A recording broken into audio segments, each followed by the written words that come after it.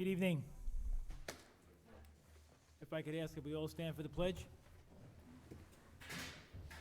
I pledge allegiance to the flag of the United States of America and to the republic for which it stands, one nation, under God, indivisible, with liberty and justice for all.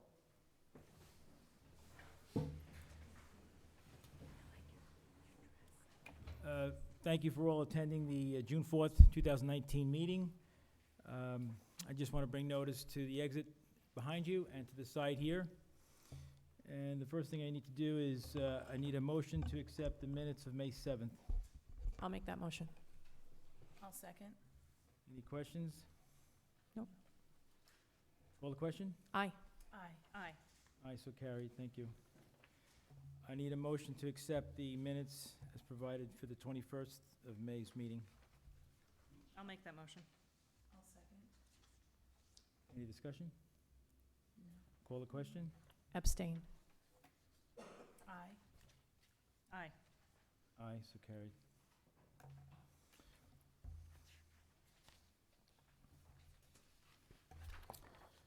Okay, at the last meeting, we had appointed someone to the Zoning Board of Appeals as an alternate, and we had tabled it so that council could have an opportunity to just confirm there were no conflicts for the candidate.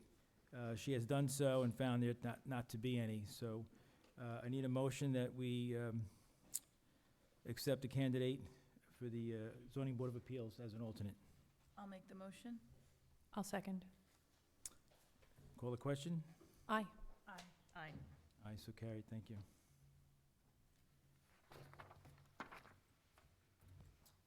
Continuing on to the Monroe balancing test, which refers to a municipality doing business within the bounds of another municipality. I've asked council to address this for the public's purpose. Yes, this has to do with the property that the town has moved their town hall into, as we're all familiar with that. That happened back in 2015. The Court of Appeals has indicated in a very kind of a famous case called Matter of County of Monroe, the question of if a municipal entity owns property in another municipal, within another municipal boundary, like here, where the town owns property in the village, and the town or other municipal entity wants to put a governmental function on that property, then does that entity have to abide by the host municipality's zoning law? And the Court of Appeals articulated like a 9-part balancing test for the municipal entity to go through to determine whether or not it would allow its neighboring municipality or some other municipality to be exempt from the zoning law. So I have drafted a balancing test using those factors. The board has it in front of them. They will be reviewing it in more detail and discussing it amongst themselves, and will discuss it in more detail at the next meeting and likely take action at that time. The odd thing about County of Monroe, the test that was articulated by the Court of Appeals back in the 80s, is that they did not determine which municipality was responsible for doing the balancing test. Is it the municipality that wants to move into its neighboring town or village or county, or is it the host municipality? So that's kind of a food fight sometimes among various neighboring municipalities, but I have advised the board that notwithstanding any other municipal entity that might want to do a balancing test to try and exempt itself from the Village of Monroe's zoning law, in my opinion, irregardless of that this board is the zoning authority for this village and should perform its own balancing tests, and so that's what they're doing. Thank you. Next order of business is an IMA that we've come to with the town of Blooming Grove. At our May 21st meeting, we had discussed the the opportunity to work with the town of Blooming Grove, in particularly their DPW department, where they have certain equipment and certain personnel that could enhance our ability to do what we need to do here at a very cost-effective manner. So as a result of that, I had entered into discussions with the supervisor over there in Blooming Grove, and as a result, we've come to a agreement, and I had council draft a IMA, as it's called, and I'd like to read it for the public's purpose. Whereas the Village of Monroe Board of Trustees finds and determines that it would benefit the health and safety of village residents to enter into an intermunicipal agreement with the town of Blooming Grove to supplement the Village Department of Public Works resources on an as-needed basis and in emergency situations with resources from the town's Department of Public Works. And whereas the town is willing to enter in such a IMA with the village and provide such services as may be needed, provided, however, that the town has excess capacity to perform the requested work. And whereas the IMA describes the type of work that the village would request from the town from time to time and the cost of such services. And whereas the village will determine when such services are needed. And whereas the term of the IMA is limited to a one-year period and may only be renewed in upon written consent by both the village and the town. And whereas the subject of the IMA is attached hereto and made part of this resolution. Now therefore be resolved that the Board of Trustees of the Village of Monroe hereby authorize the mayor to execute an IMA with the town of Blooming Grove to supplement the village's Department of Public Works resources on an as-needed basis and in emergency situations with resources from the town's Department of Public Works, resources set forth in the said IMA. I need a motion that we accept this, enter this IMA with the town of Blooming Grove. I'll make that motion. I'll second. Any discussion?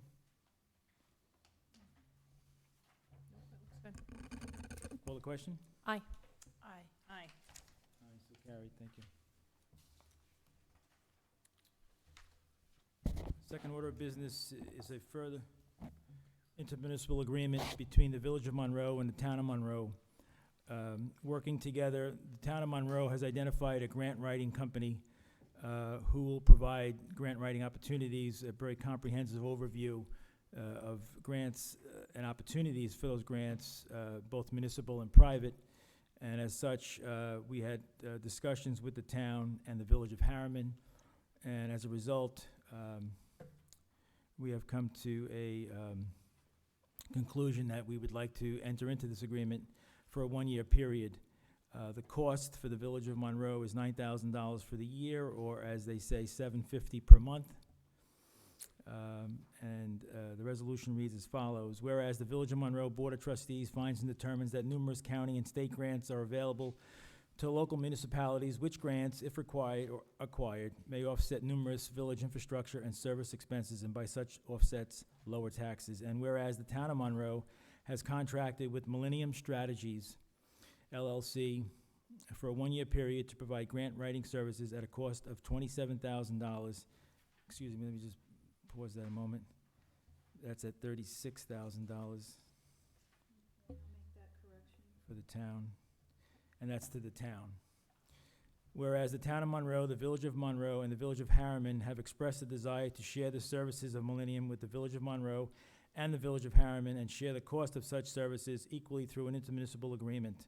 And whereas the Village of Monroe desires to utilize the town's grant writer to identify and apply for grants and other funding apparatus for a one-year period at a cost of $9,000. And whereas Millennium shall provide the village with a full suite of grant research and writing services, including but not limited to the following: ongoing evaluation of the village's funding procurement efforts. This process will include necessary meetings with key personnel to evaluate and determine past successes compared to future funding goals, and notification of all available governmental and non-governmental funding opportunities. The village will receive detailed memorandum of potential funding opportunities that include an explanation of what Millennium Strategies will do and what the village's responsibilities are in order to complete the grant application and produce the best possible product for submission. And whereas the research, preparation, submission, and follow-up, including the stakeholder support of all targeted available governmental and non-governmental funding applications, and acting as a liaison on behalf of the village with stakeholder and governmental officials and their offices pertaining to the grant and funding procurement services that Millennium undertakes on their behalf. And whereas nothing in the proposed IMA commits the village to continued use of Millennium beyond the one-year agreement. Now therefore be it resolved that the Board of Trustees of the Village of Monroe hereby authorizes the mayor to execute an IMA with the town of Monroe and the Village of Harriman to share the services and costs of Millennium Strategies for the purpose of identifying and applying for grants and/or funding opportunities. Said IMA is attached hereto and made part of this resolution. I need a motion to enter into this agreement. I'll make the motion. I need a second. I'll second. Any discussion? I like it.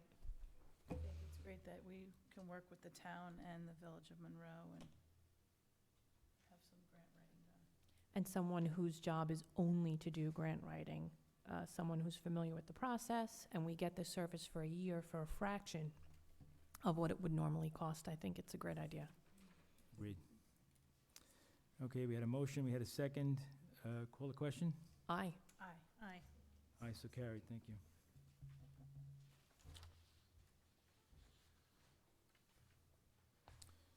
Okay, we have someone here from the Freeland Street sidewalk. Do we have a microphone? We don't. Yes, we do. One moment.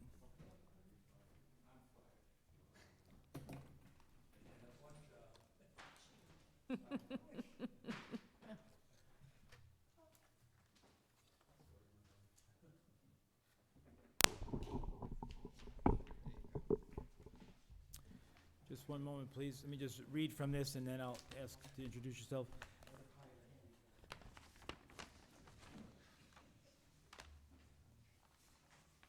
Okay, so you're here on behalf of an applicant. If you just give your name for the record, please. My name is Joel Mann from Brachenmann Associates, on behalf of the applicant. Who is? Mr. It's 43 Freeland. I don't remember the name of the actual owner here. Okay. But it's my, the owner is Maya Tessler, is the name. Okay, Mr. Mann, please. Okay, so basically, we have submitted to the village board on behalf of the planning board, and the planning board also submitted a letter. We are before the planning board for a proposed shul on 43 Freeland Street, and during the review of the planning board, they had requested that we shall add a sidewalk along Freeland Street, connecting it to the Half Hollow area. Now, this sidewalk is basically frontage. We're fronting another property. Part of the sidewalk can still be in the village right away without taking anything from the width of the road or from the shoulder. But the second half of the sidewalk is actually proposed to take off till the shoulder line and change this for part of the sidewalk. Originally, the proposal was to go into the property, what is in the front there, and we have contacted the owner of that property, but at the end, she came actually to the last planning board meeting and basically denied any agreement about entering an agreement about getting an easement for the sidewalk. So the only option basically left is to take the so basically that you have the width of the road, then there is a shoulder, a little shoulder between the sidewalk, between the curb and the road. So taking in that shoulder will give us enough space to have a 4-foot sidewalk along that piece where we don't have enough space in the right of way. So therefore, in order to get this change anything in the road, I believe that this is something what the village board needs to approve, and that's the reason we are here before the village board. If they have For a moment, you mentioned the shoulder. So we have a curb, correct. and your sidewalk is where from that curb? Basically about approximate, most of the let's say half of the sidewalk is basically within that curb. Just the last stretch before Half Hollow, it's basically coming out till the shoulder line. So it's basically I'm not sure, I don't have the dimensions, actually it's supposed to have, there is actually, it's noted there, existing curb to be removed and replaced. There's a note on the plan of which area, if you can see. It's on the second page on this submission.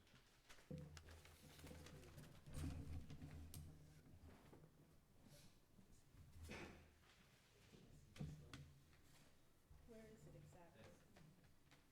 This portion, showing this portion. No, it's on the other side. From here to here, we need to go out from the curb and take in the shoulder in order to be able to be out of the property, just in the right, in the village's right away.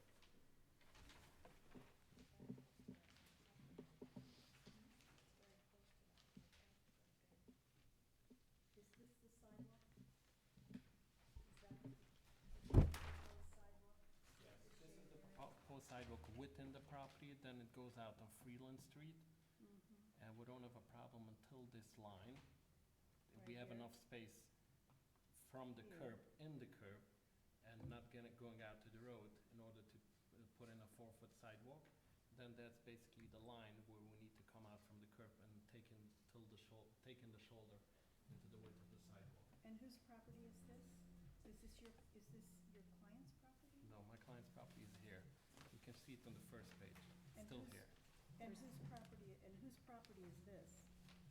The actual the location where the sidewalk is a public right-of-way. So it's the village's property? It's village's property, correct. Okay, thank you. How much of the shoulder will remain if the sidewalk has taken Basically, over? the curb will go until the shoulder. So there will be no shoulder? No shoulder. So basically, usually the shoulder is proposed that you have a little distance if there is people walking on the street. Usually when you have sidewalks, a lot of times when you have sidewalks, there is no shoulder at all. Mhm. Whatever, that probably needs something to be reviewed by your consultants or something.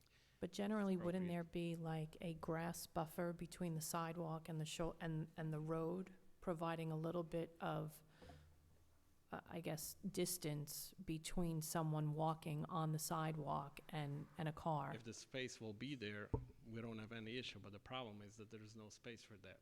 The space is only basically for the 4-foot sidewalk next to the road. Mhm. That's still more safer than the people walking on the road. I agree. However, can I express my concern? Yes. My concern is Freeland Street is a heavily traveled road. There are a ton of cars on that road every day, all day. And where this sidewalk is going to go into the village's right-of-way is at a significantly busy intersection of Half Hollow Turn and the entrance to Hidden Creek. I don't think that anyone walking on this sidewalk in this particular spot is any safer than them walking in the street. You know, we heard from a gentleman at one of the public hearings stating that curbs are there to prevent water from coming up and that they're not there to provide any type of safety to a pedestrian. So I don't see how this is any different than them walking in the street. Do you have any information to the contrary? Basically, that's the only option that we still have. And if you feel that it's not safe, it's Mhm. basically that the shul will be approved either way. But basically, as per the planning board required us to go through the safety measure, if we can make it more safe, that's an option. But Mhm. if we cannot do it, we don't have the sidewalk. Then we don't have the sidewalk.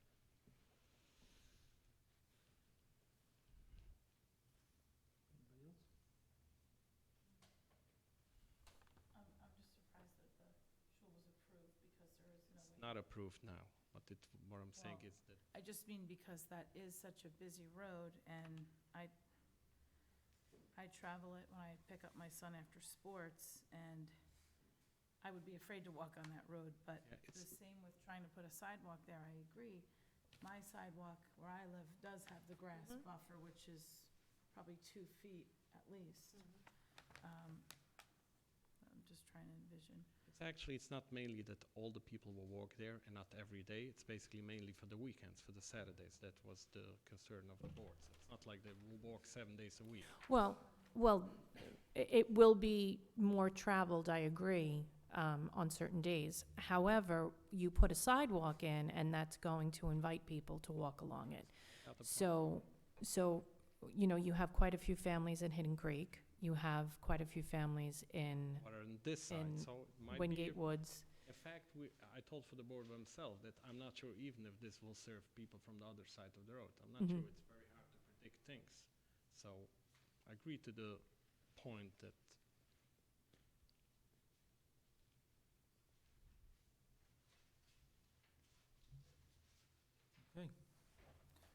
Thank you very much, sir. okay. We'll take it under advisement, and we'll Thank you. be in touch. Thank you, sir. Thank you. Good night.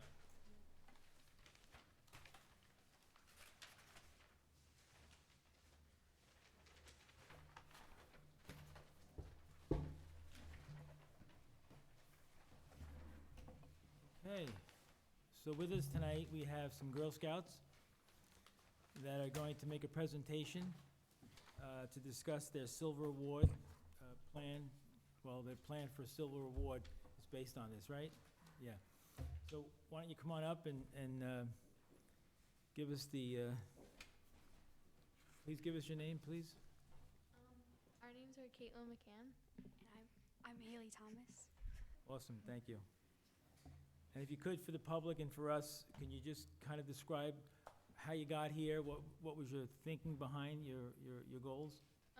Well, when we go past Airplane Park, we always see like people there, and then we both were students at Pine Tree Elementary, and we saw like that they had handicap swing sets for children there, and we thought it would be a nice idea to put a handicap swing set in Airplane Park.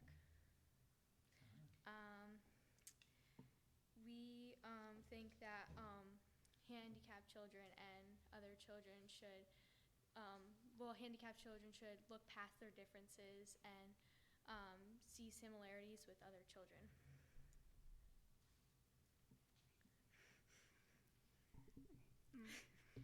You can tilt that Tilt that microwave, down that for microphone down. There you go. Awesome. So we think all children should have the same opportunities to explore and discover in playgrounds. And studies show that playgrounds and swings can help children with decision making. And we think that disabled children and children in wheelchairs should have the same opportunity to do so. Awesome. Here's an example of what it will look like. And we also have a map of where we're going to put it. The yellow spot is right there. Is where it's going to be.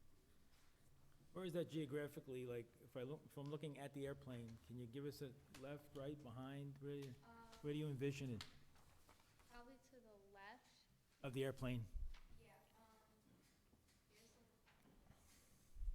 And we are thinking that we should put the handicap swing set near the regular swings so that the children in wheelchairs with disabilities don't feel excluded. Sure, And they just- separated. Yeah, so they Absolutely. feel together. Yeah. We also were thinking if we put like pavement for like kids in wheelchairs to go to the swing, so if it's like grass, like bumpy, they don't hit themselves. It'll make it easier for them to get to the swings. Awesome. Now, obviously, you've gone through board review, right, with your troop, and they've approved the project. Yeah. And I suppose with that comes the funding of it, Yeah. and you've done that as well. We are going to start fundraising. We've come up with ideas, and yeah. Just for the public, can you just give them an idea? Because I'm always amazed by, what you all do. I think it's just the greatest. What kind of money are we talking about, you think? About like $3,000. 3,000? Yeah. That's pretty cool.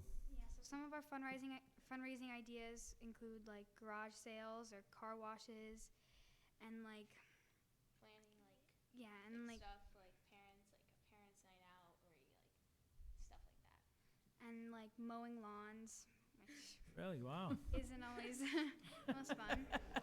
And then in the winter maybe shoveling snow, which Okay, very cool. Do you sell, anybody ever sold any, like, first aid kits, fire extinguishers, anything like that? Have you ever tried that? Ever thought about that? So the first project I ever mentored, an Eagle Scout candidate, it's going back over 20 years ago, he raised $25,000. And his project was the playground behind Sacred Heart School. And he sold fire extinguishers and first aid kits on the corner of Mill Pond Parkway and Lake Street. $25,000. Yeah. So just another couple, maybe another idea. And when do you plan, what's the idea for the date? Do you have a plan for this? We plan to finish it, next summer, 2020. Okay, okay. Very cool. If members of the public wanted to make a contribution, where would they send that and who would it be made out to? Sure. So give us a troop number you have. Okay. You are troop 177. 177, you're based here in Monroe? Yeah, Monroe Woodbridge. Okay, and who is your sponsor, or do you have?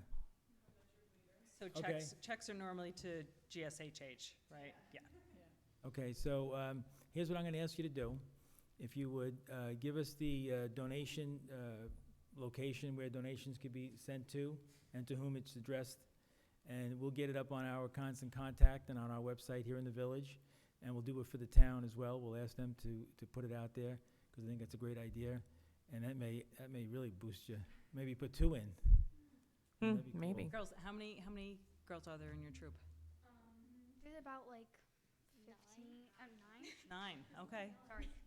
Okay. Okay. Numbers seems like 15, but it's only 9. Okay. And Very are you cool. open to other fundraising opportunities? Yeah.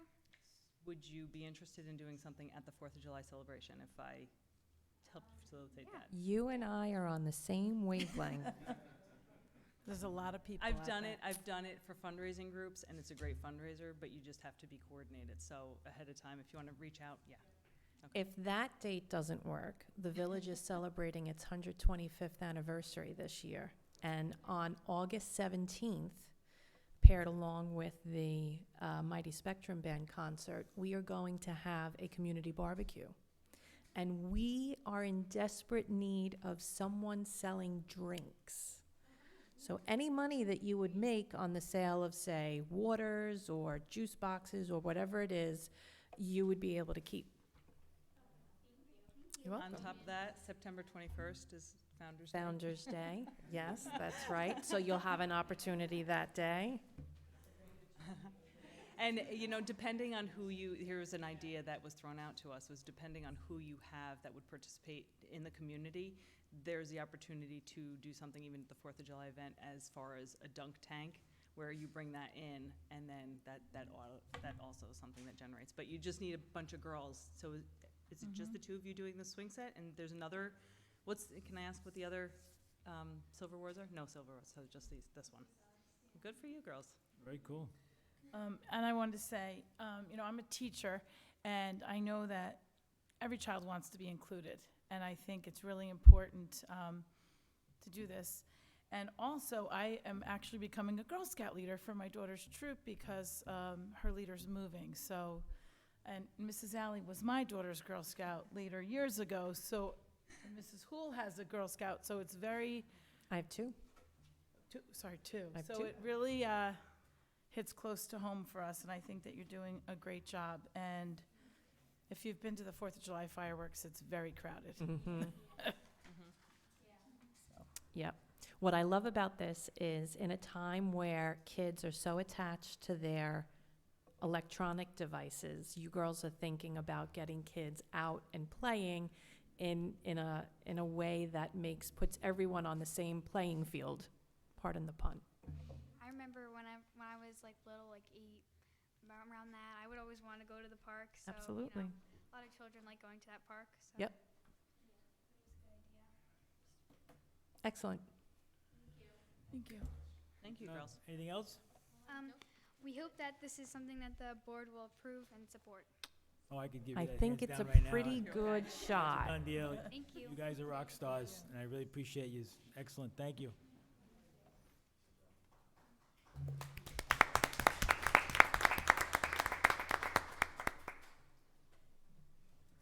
Okay.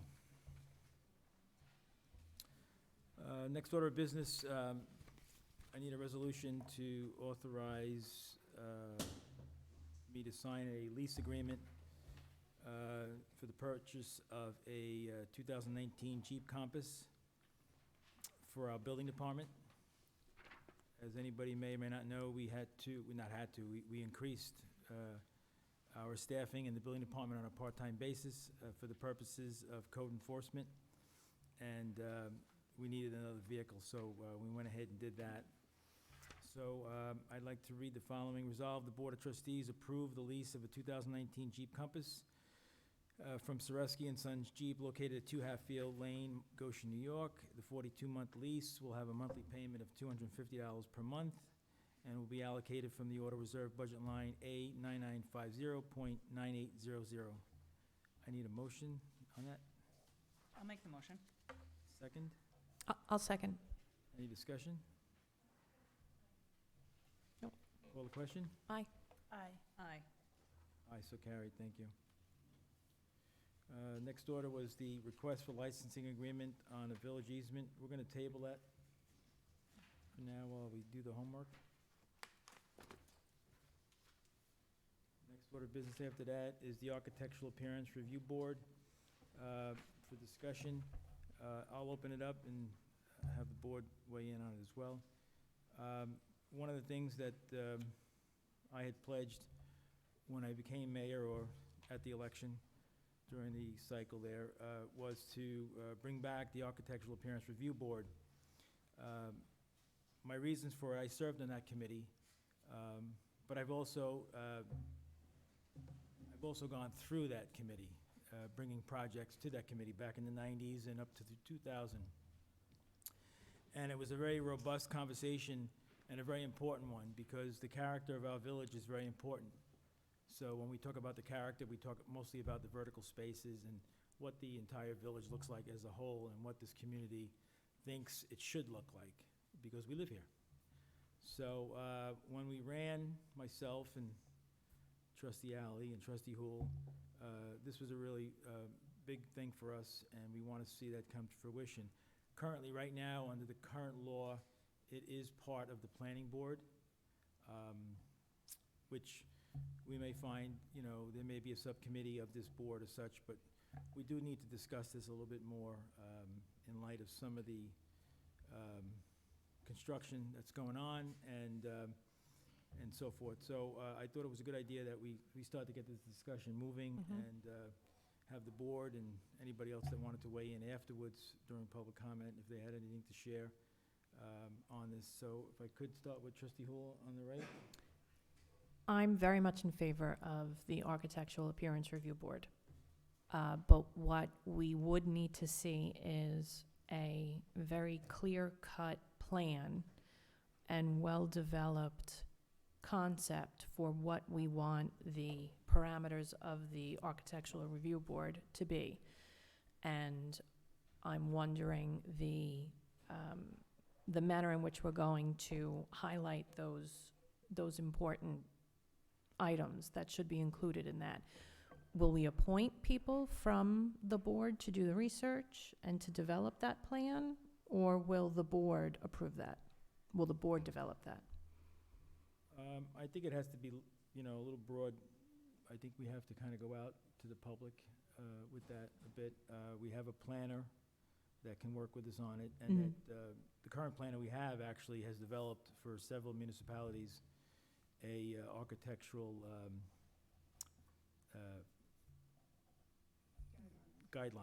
architectural guidelines. Thank you. And I think it's important that maybe we follow that lead and bring them in. We've asked council to reach out to them and to start to see what they say and how they apply to our village, and then maybe start to talk about it more, maybe ask for a few people from the public to come on to a committee and get this moving. I think it's important. The time is right now. Is this something that we would combine with the review of the comprehensive plan? I think it's important that we get it going right now. I mean, So prior to the review of the I comprehensive think this plan? is very important right now. Okay. There are certain things that are going on that I think need to be looked at more comprehensively, village-wide, and I think that the sooner we get this done, the better we'll be for it. Okay. And notwithstanding, the comprehensive plan needs to be reviewed. Mhm. Agreed?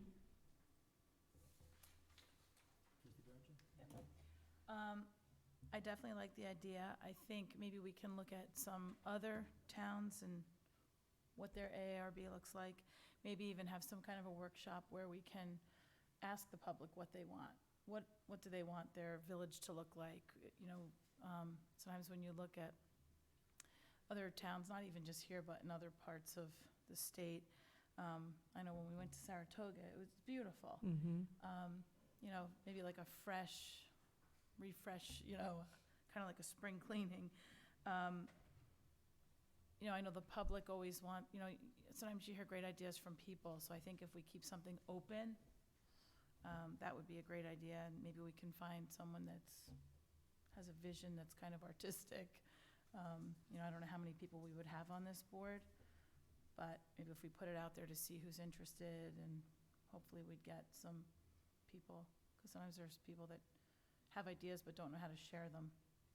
Sure. So that's what I'm thinking. I believe fully that we need some guidelines for a plan for the future of the village going forward. I'm actually excited to hear that some expert opinions as to where the AARB can bring the village, you know, just as far as from a planning perspective. So I'm sure we have a lot of village residents that would actually be excited to be on a board like this. So do we have a timeline? What are we looking to implement a board like this? Well, I asked council to start to look at a starting point.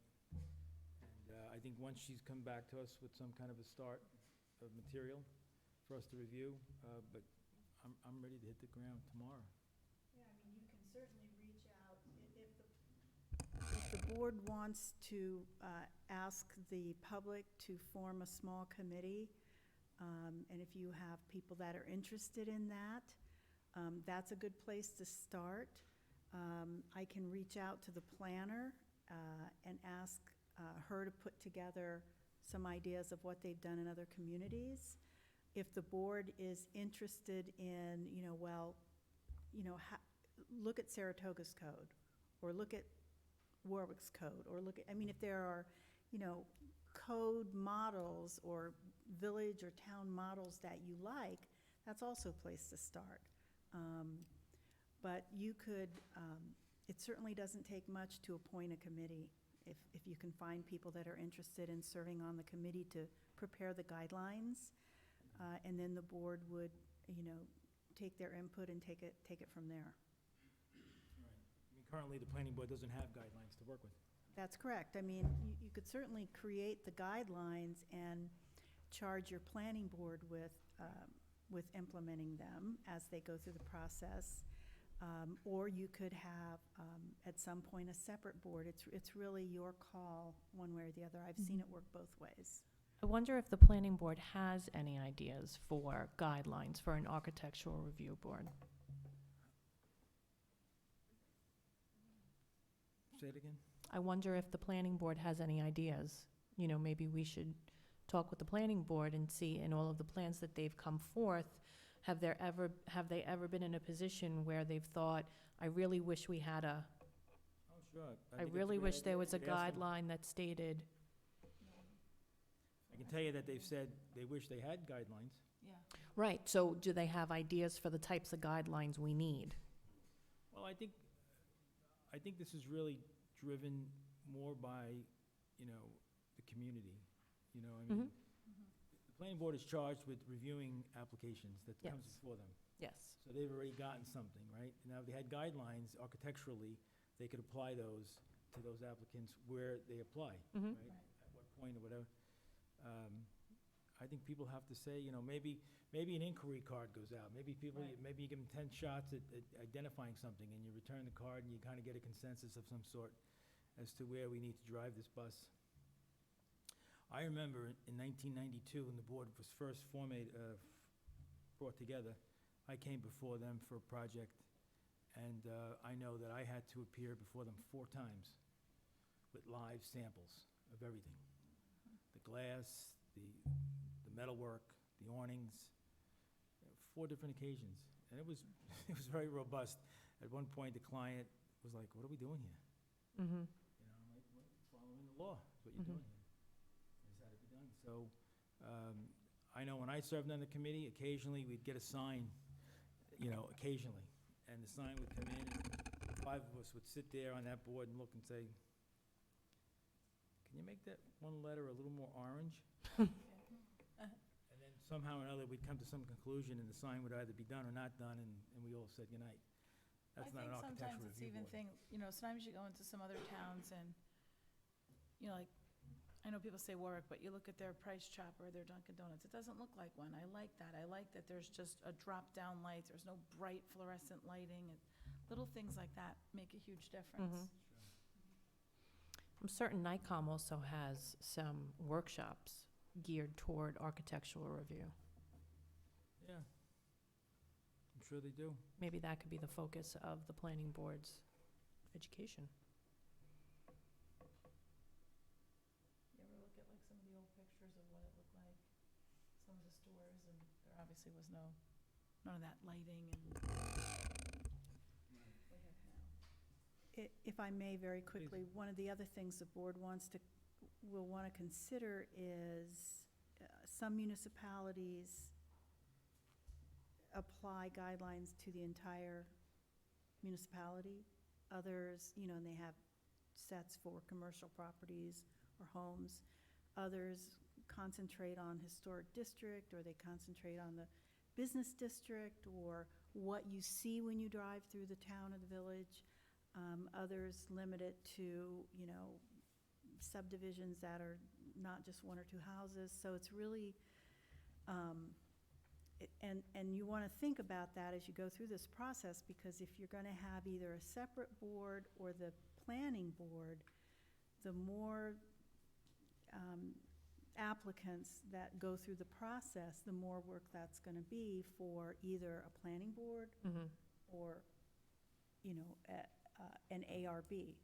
Because likely, it's, even if you come in for a fairly simple project, if you have to go through architectural review, then it's just going to be something that you want to think about how far you want to go with it.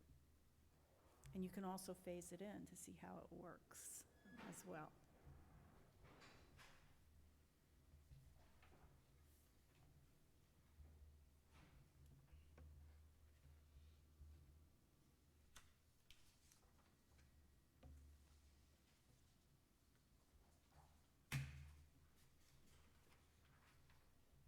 Okay. All right, so council, you're going to begin to I'm- reach out, right? Yes, I will reach out to the planner. I will also pull some code from places that I'm familiar with. And then the board, you can take the next action in terms of whether you want to create a committee or, invite the planning board or to give you comments. It's really your call. Mm-hmm. Thank you. Next piece is the Village of Monroe website. So we've all been talking about that, and I think it's something that needs to kind of get addressed now.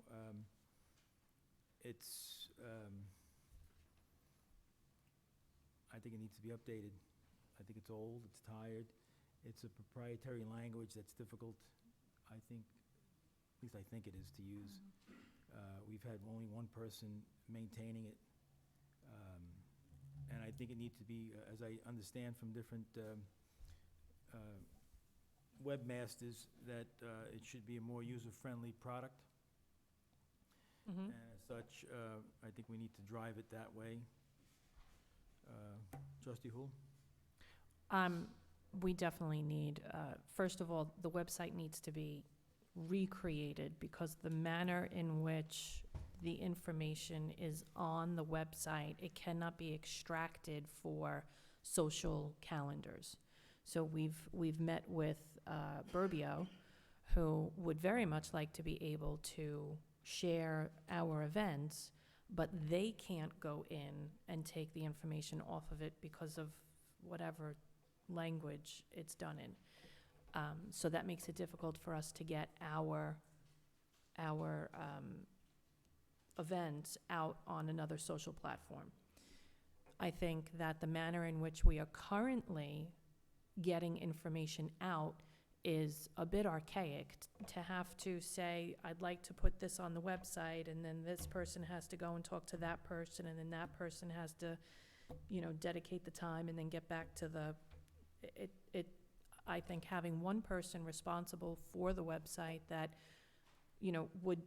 I would prefer that person to be here to maintain that, so that we can avoid the phone calls back and forth.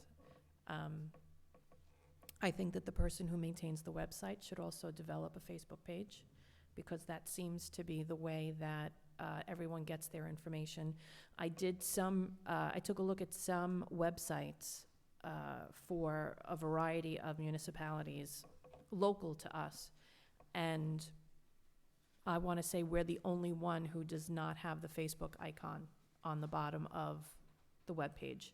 And I think that there would be so many more things that would be accessible to the residents of the Village of Monroe and the town of Monroe, because quite frankly, there's a lot of people who don't know if they're in the village or the town, and most of the town's activities and living and working get done in the village anyway.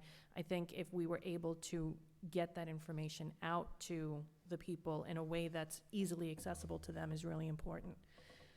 So, I'm in. I agree that it's kind of outdated. If you look, I haven't really looked at the other towns in a long time, but even if you go on the Monroe Woodbury website, it's very user-friendly.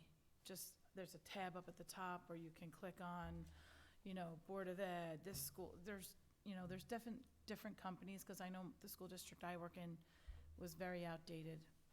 And then we switched to, I guess, another company, and everything's right there. And, one of the complaints I've been seeing a lot is people don't know about events.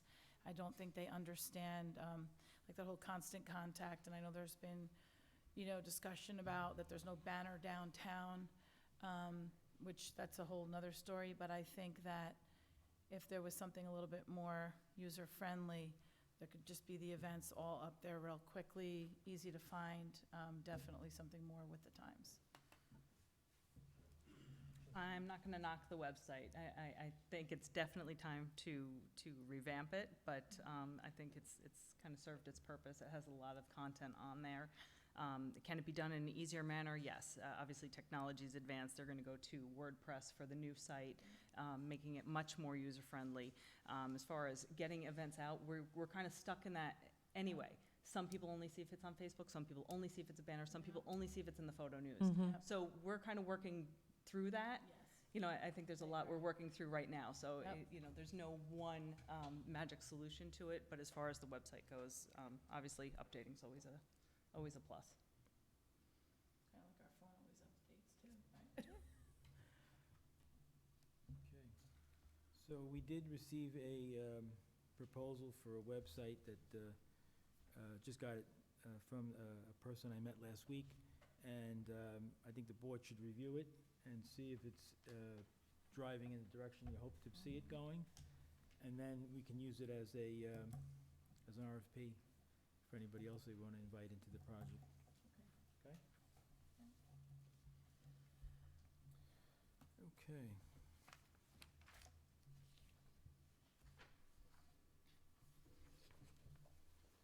Any trustees have anything? Did you say we have the proposal already? I just got it. Okay. Yeah, I'm gonna give it to you.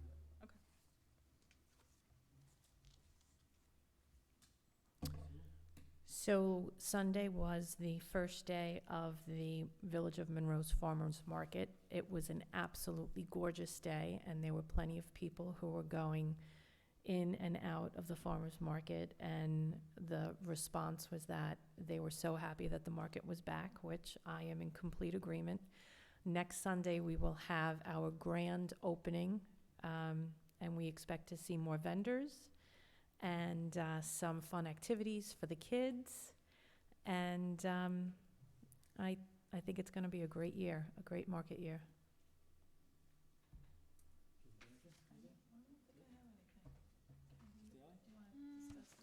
You can. Okay. So I know sometimes when you go into some of the other towns, you see the hometown hero banners hanging on the poles. Anyway, I know Trustee Alley has been working on this. It's for veterans, anyone that's in the military, was in the military, living or deceased, and they're gonna be, people can order them, and I don't, you probably speak better than me, and they will be displayed around the town, around the village. What are we doing with these cards? Sorry, I know. I should have had a You stack gave so me- everybody could take yes. them tonight. They'll be going out, actually, I don't know if we're gonna be placing them in business. We got a couple of volunteers to help run the banner project. And what we'll do is we'll place them, since it's the first time we're doing it, we're gonna place 3 orders. We'll place one in June, because we're anticipating, not everybody seeing the photo news, not everybody seeing Facebook, to purchase them. So the first wave will go up in July, the second wave will go up in August, the third one will go in September. Next year, it may just be 1 order. And what happens with the banners is we're actually allowing you to put them back up as long as the condition of the banners is still good. We'll allow them next year for half the price, to just hang them again. So, to give everybody an opportunity. We'll see how, successful it is. I think it would make our downtown, I like the idea. We've seen it in, Highland Falls had it. I'm sure everybody's seen it at some point, but they're 24 by 48 banners, right? They're 24, 48, is that it? Yes, I just had to double check. I didn't think they were 5 feet long, so. And then they're 2-sided, so the photo is on both sides, so no matter what side of the street you're coming down, you will still see that hometown hero from either side, so. Awesome.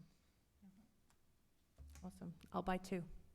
Yeah, I did that for my dad, who's a World War II veteran in Highland Falls. And it was the same company. And I was also able to buy, very inexpensively, for each of my siblings, a smaller banner. It's about like so that you could hang it at your own house, like on Memorial Day or Veterans Day. And then there's also a plaque, that has the photo and the service. So I'm taking those home to my family this weekend, as a matter of fact. It was inexpensive. They look great. They did a great job. And it's just a very nice, a gift. Next year, I'm going to see if I can get my Vietnam veteran brother to locate a picture of himself. So I'll do that banner for him next year. It's really wonderful. People have questions about uploading photos, because some have tattered photos, everything else. They do the retouching for you. They'll do simple retouching.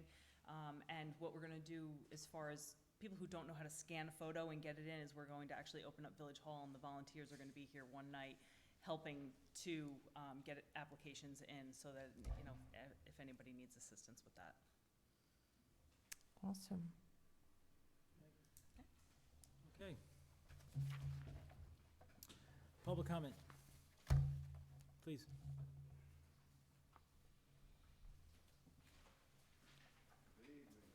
Good evening. Good evening, Mr. Coral. Missed you at the last board meeting, so I got a lengthy thing here, if I can try to go through it. Just looking at the agenda tonight, I do notice 2 letters of credit that are expiring the end of this month. Yep, Gilbert Street and, Okay. And one of the things I wanted to discuss real quick on the sidewalk issue on Freeland Street.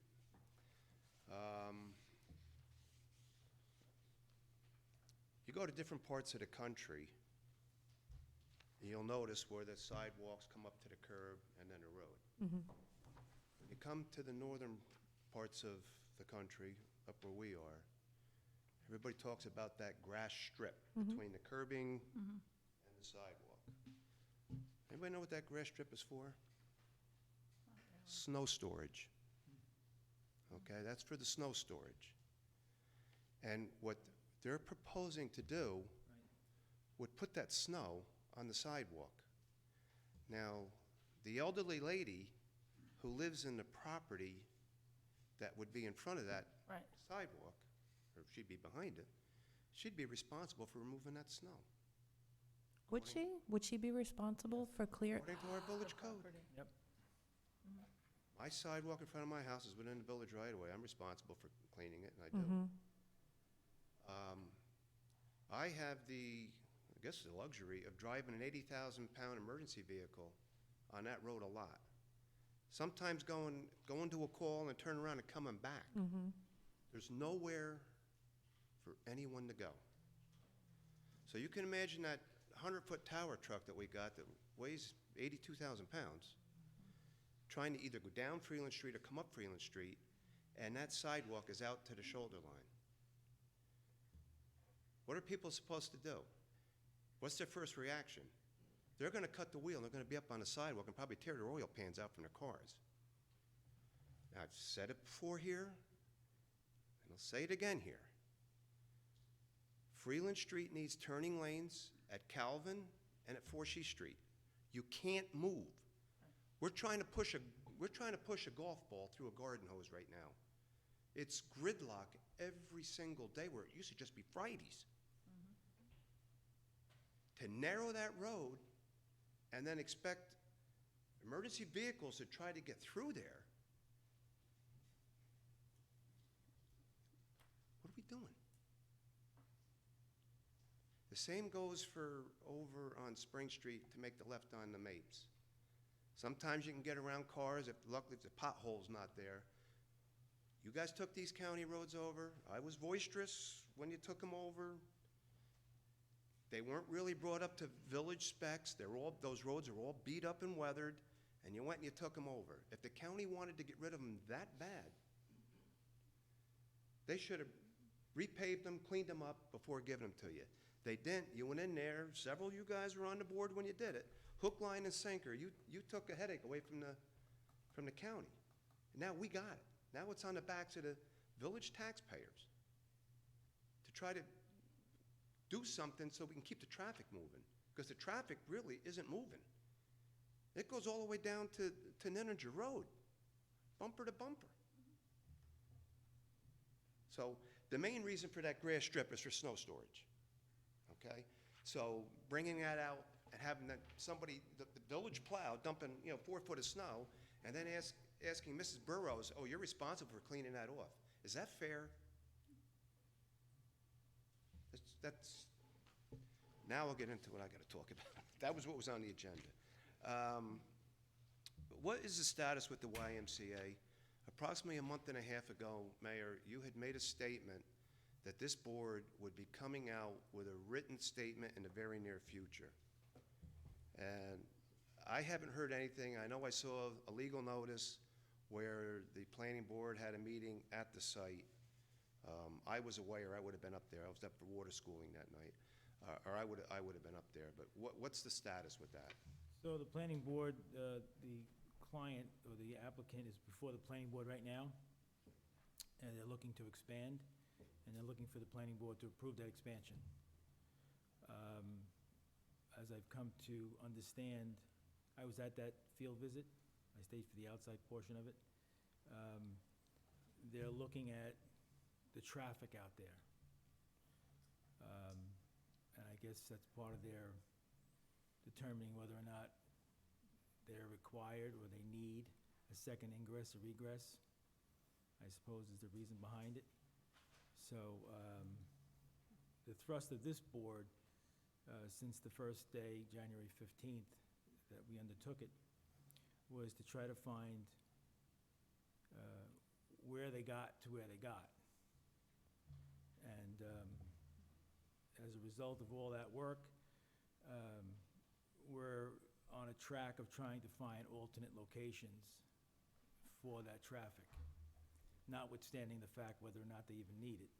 So the planning board is taking up their application right now, and we're going to allow them to do their work and finish up. Can I make it a suggestion? Please keep the emergency services involved in that, because you got a lot of big fire apparatus that, God forbid, they have to go in there for something. they need more than one inlet and outlet to get in and out of there, especially when 208 gets backed up. You know, we can sit here all night and talk about traffic. It's here, we got to try to deal with it. But, you know, trying to push cars out of the way with fire apparatus to try to get into a place that really should have 2 entrances, maybe even 3, a suggestion I made the last time. Why not try to get the 5-year thing with the town? Open everything up, see what works. So yeah, So, I mean, that's, you know, I'm just curious, because you said you would be coming out with a written statement. I haven't heard anything. no, and the And, statement hasn't come out yet. The planning board is taking up the applicant's expansion. I think that, I get it. Let them do their job, and then we'll go from there. Under the past administration, this is on the next subject, there was talk about redoing this intersection out here with Stage Road, Lake Street, and Carpenter. Is that kind of, Yes, that's has still that going. been resurrected, or is It that is. still moving along, or? It's still moving along. Part of the problem, if you can imagine this, is it was part of a TIPS project, Right? right? So with that, the funding comes through with layers upon layers upon layers, okay? So our traffic engineer for that project, Creighton Manning, has been working through those hoops with the funding source and the representative at the county level, which is the Orange County Transportation Group. And every time they check off a box, there's another box that comes their way to be filled out and cleared. And as they're going through that, we get to a finally, some kind of finality. But as of right now, they've been really slow in getting this done. But the project is in the queue, the funding is there by the federal government. One of the things that we did out here, I think you may or may not be aware of, is I wanted all first responders, like your fire company and a bus, and I wanted them to be able to get out onto what we perceive to be the solution, if you will. One of the things is to get people away from the blind turn and to tee up onto Carpenter. That's the main goal, right? Instead of being a Y, it doesn't work. You can't turn left off of Carpenter onto a Stage. So in doing that, I actually did a field study, and I painted white lines out there, and I had the DPW come through with a trailer and a tow-behind trailer. And I actually wanted your biggest truck, which I think was out of service that day. And the buses weren't available, whatever. So it was kind of restricted as to what we could get out there, but we wound up getting a tandem with a trailer behind it. So we had almost 60 feet or 50 feet of product there making turns. And I want it to work. I don't want to build it and then find out that what they designed doesn't work. I want you guys to be able to get A to B and B back to A, and do it safely, correctly, and easily. I don't think that's big enough for a rotary there, is it? Not unless we took part of that trail. That ain't gonna happen. You'll get hung for that. All right, we'll let that be. Next up is, what's the status with the hydrant painting and the color coding per NFPA? Okay, so as far as the hydrant painting, I know there's a plan in place. His report last month suggested he started it. I haven't gotten a number of hydrants that have been done. We gotta catch up. I know since he came back from that conference, he wrote me a note, and I said, let's get together on that very topic, because I want them all done this year. As you know, I think you do, we invested in a product called Diamond Maps. Yes. So that product is gonna help us identify every piece of infrastructure in the village. So what I want to be able to do is to identify them and then build a schedule based on that identification. So if there's 500 hydrants, I want to know all 500. I want to know where they are, the condition, are they a Muller, are they a Kennedy, what they do, what they don't do, are they flushed, were they serviced, on and on and on, including are they painted? Are they painted correctly? Do they show the right size pipe and the right pressure flow? All those pieces. And he's well aware of that. And the company actually just told us that they'll be shipping it out like this week, the product, and then we're going to a class, which you might be interested in. It's gonna be at the 488 American Legion on June, I wanna say 12th, Class on that product, Diamond Maps, Diamond Mapping. remind me, just let me know Yeah. a day or two ahead of time on Yeah, that. I'm hoping to go. We're sending 2 employees, one from DPW, because it's a tool for them, it's a tool for water, a tool for anybody that needs to know GPS where they are. so that's a real good tool. Plus, you can drill down into it, so you can drill down and get that hydrant, and not only historically, can you find out when it was last serviced? Was it ever replaced? What does the hole that they dug out where the valve is located? What did that look like? What were the site conditions? And all of that gets embedded into that particular hydrant. So it's a really great Let tool. me know, I'd be interested in that, as Okay. long as I'm not doing anything that day. Yep. Next up, the status with the transmission lines from the reservoir to the filter plant. Right. So, we went out for what we call the WIA grant, which is a federal program, and we applied. We had some really good ideas that we were gonna get some money, based on the price tag we needed to get grants without going into the ratepayer. So, that's significantly. Well, So- speaking of that, if I could just cut you off for a minute.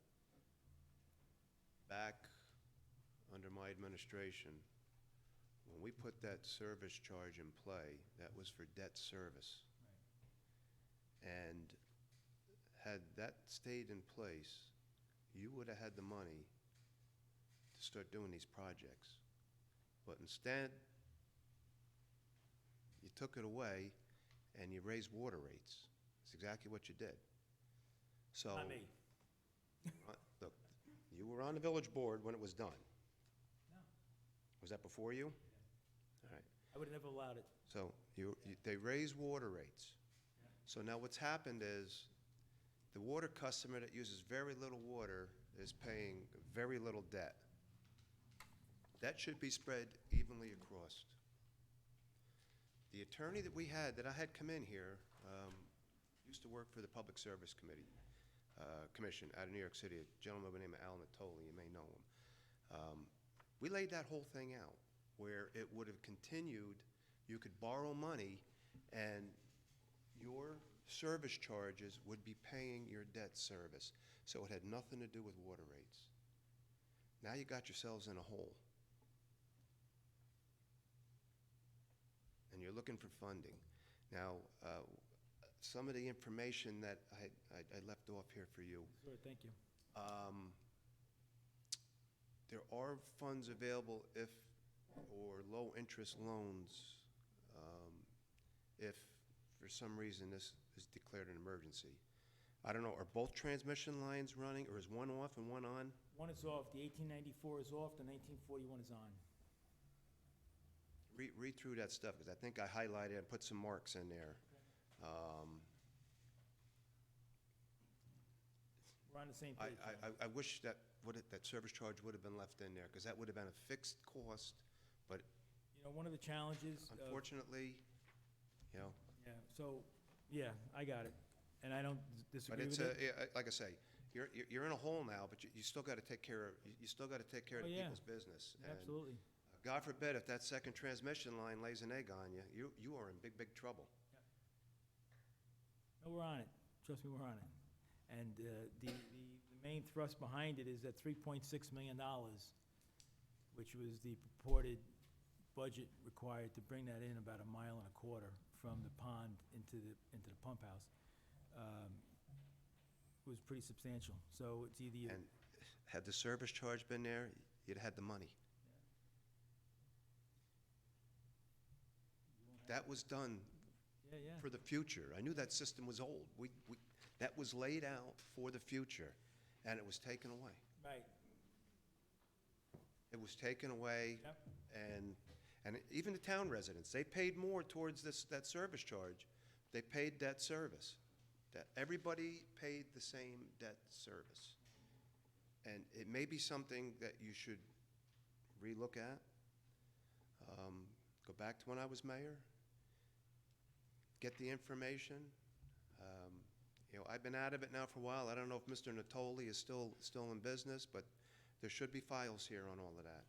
But I think it's something that you need to do, because it's not only going to be that transmission line. You're going to have Oh, yeah. other things down the pipe, no pun intended, that you're going to need to take care of business with. So, Absolutely. No, I agree with you 100%. And I think the mapping that they did back when they did the rate study, as you suggested, which I think was back in '12, and then they formulated a plan and how to pay for that plan, which was $4.9 million back in '13, and then they adopted it. I'm of a very different school as is this board. We believe foundation first. So my priority that day, had I been anything, would have been transmission first. Then you branch out into your primary and your secondary. And that- Well, without the transmission, you No have argument. nothing. No argument. But you know what? We can't revisit the past. You know that. Understood? We can only go to the future and do the best work that we can do and pay attention. So I appreciate the information, and this board is in fact looking at it. One of the challenges to that WIA grant that I found out from our friend Rich Winter at New York Rural Water is that we're not in a low mod. We're very, very wealthy. We have to Well, literally, I think the dynamics of the village of Monroe are gonna start to change. Unfortunately, it's gonna change. well, there's a census coming up in '20, so I think that may, open up some different eyes, but I don't disagree with anything you're saying. Okay,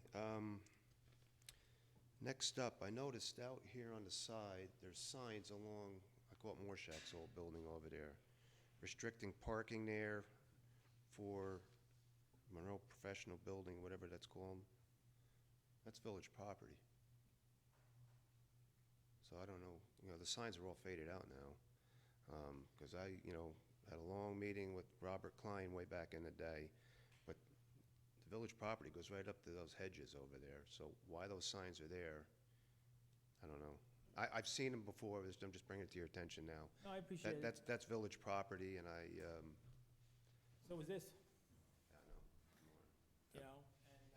and, Yep. I think a lot of times, But threatening towing cars out there is Yeah. on village property, don't think that's right. we have them parking in our municipal lot. So, we gotta address it, and, I get it. Speaking of the municipal lot, all these dumpsters in the back. Today I came in here to pay my taxes and parked out there, which I think is village business because it's all faded out. Almost threw my cookies up that dumpster there by the Plum House. Oh, it was rotten fish. Now, I know businesses that have been harped on in the past and threatened with fines if they didn't have dumpsters and enclosures. Why are those dumpsters not in enclosures? And I can tell you, some of those dumpsters are also on village property. You got mattresses out there, you got, well, you can look for yourself, I don't have to tell you, but it's disgusting. And if somebody's coming to pay their taxes and they have to park out here in the back to walk in the front door here, what kind of a message are we sending? Now, listen, so 3 years ago, I made a big stink over it. He was cited twice. 2 years ago, I did the same thing, he was cited again. I almost think that, depending on the fish, per pound, they just add that into the number, fine. And they, so instead of being $3 a pound, it's now 4, and it's part of business. It's just shocking. You and I have spoken about this at length. Again, can't if their people's- dumpsters are on village property, they probably should have a licensing agreement with the village, which would give you some clause. You think that is over there? I'm pretty sure some of that is. I'm pretty sure some of that is. All right, it's definitely worth a look at. But you might, if I'm gonna say I'm about 85% sure that it's village property. But, that's just something you can go after them. If they're gonna keep them on the property there, they're gonna have to obey by certain things, and that's it. Yeah, I almost If think it's more frequent, especially during the summer months, more frequent pickups over there, because you get that fish out there, it's, styrofoam containers and the door stays open and it's piled like Legos. It just, I don't know. Yeah. Sometimes it's- well, again, I just curious why, if that's the case, all these places should have enclosures, if that's what's in your code. So, next up, and I'm sorry I'm taking too long here, real estate signs after houses are sold, 30 days. And what happens after that? Each item based on the ordinance. All right, well, it's in Wingate Woods. Yeah, follow? Now, there's 8 Wingate Court for one, and I think there's 2 on Half Hollow on the backside.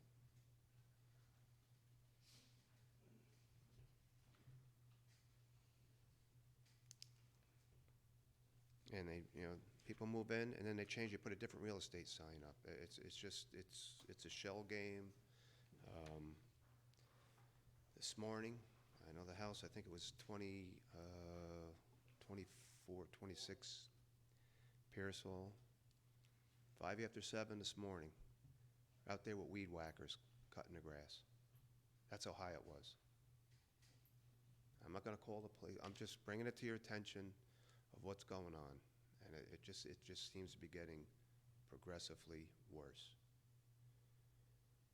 Next problem is these school buses that come in to pick up. They do door-to-door service, they pull up in front of a house, and they lay on a horn for a minute, blowing it constantly, till somebody comes out to take the kids off the bus. Monroe Woodbury buses do not do this. Why are these buses allowed to sit there and blow horns? Mostly it's in the afternoons, not in the mornings. It's when they're dropping kids off. They pull up, 18 Pearsall is a good example. Guys out there this morning, or this afternoon, a good minute, just laying on the horns, else you come running out of the house to get the kids off the bus. Our quality of life sucks in Wingate Woods, to be quite frank with you.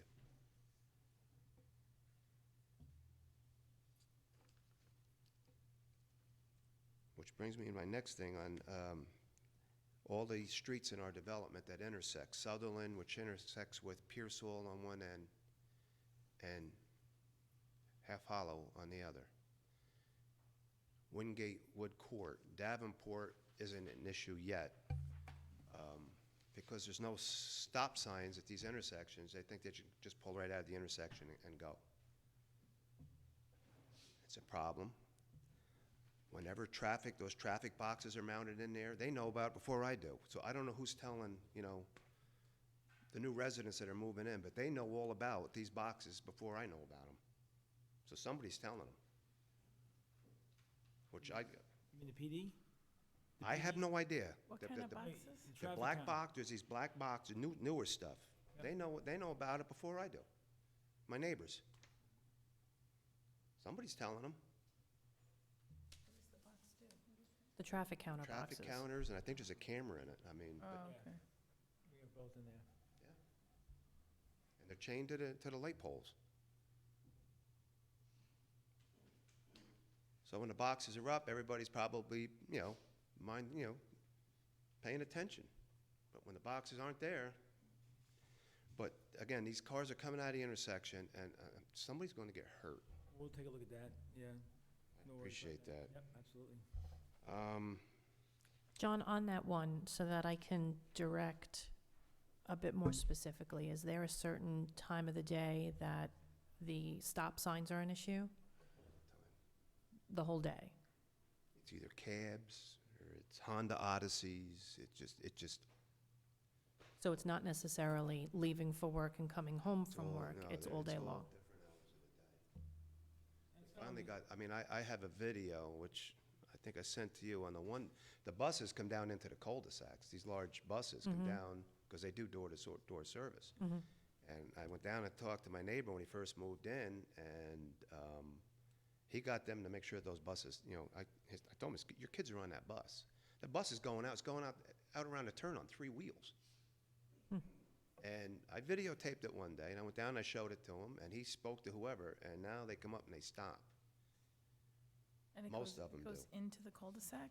They go in the cul-de-sacs. 'Cause I would think buses Wouldn't be able to They- make look, that go in radius? because there's some roads that They you stop on can- Pearsall Drive, then they pick the kids up, they throw it in reverse, and they back into Davenport Court, Oh. and then turn around and drive away, Yeah, I don't think you'd back up a bus. Mm-mm.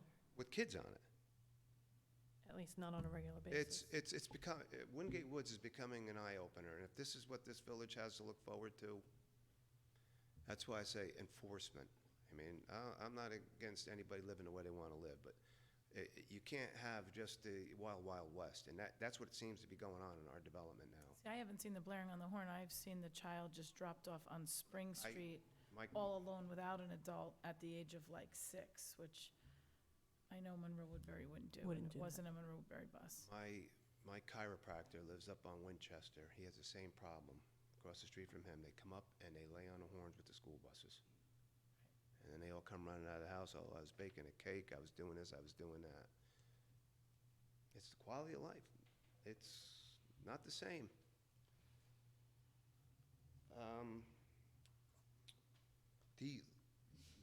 The local law that you did regarding the size of the structure versus the size of the building lot, FAR law, has that been filed with the Secretary of State? it's not complete yet.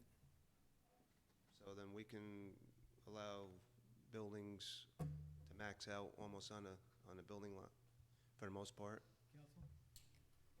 Counsel? They still have to abide by the setbacks and the height regulations that are in place now. The FAR law has undergone multiple reviews by multiple boards. We had a ZBA planning board and village board workshop on it. The building department has weighed in on it. It needed a little bit of revisions in terms of the FAR table itself. So that is being worked on by the planner right now, and I would expect that would be back in front of the board probably at the next session.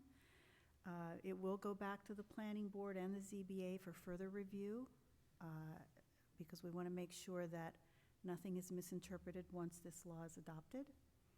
So it's probably going to be another month or so before it's adopted. Well, one of the reasons why I'm asking this, have you seen that house that's under construction on Highland Avenue?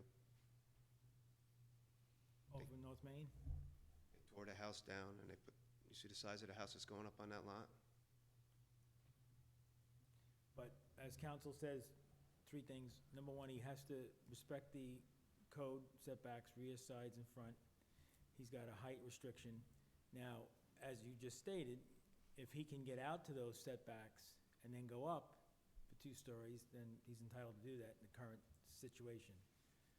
That may not, and most likely will not. I mean, I don't know the square footage on that lot, but that probably won't be the case after 30 days or 60 days from now.